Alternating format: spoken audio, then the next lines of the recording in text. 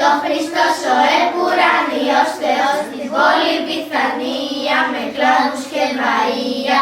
Έβγατε παρακαλούμε για να σας διηγηθούμε, για να μάθετε τι γίνει σήμερα στην Παλαιστίνη και στην πόλη Βηθανία. Μάρθα, κλαίει και Μαρία, Λάζαρο τον αδελφό τους, το γλυκή καρδιακό τους, το μυρολογούν και κλαίνε, το θρηνολογούν και λένε. 3 ημέρες το θρηνούσαν και τον εμυρολογούσαν. Την ημέρα την Τετάρτη κίνησε ο Χριστός για να έρθει και έβγηκε η Μαρία έξω από τη Βηθανία και εμπρός του προσκυνεί και τους πόδας του φιλεί. Αν εδώ ήσουν Χριστέ μου δεν θα πέθαινε αδελφός μου, μα και τώρα εγώ πιστεύω και καλότατα ξέρω ότι δεις και αν θελήσεις και νεκρούς να αναστήσεις. Λέγε πίστευε Μαρία αγωμένη στα μνημεία, τότε ο Χριστός δακρύζει και τον αδελφό μερίζει.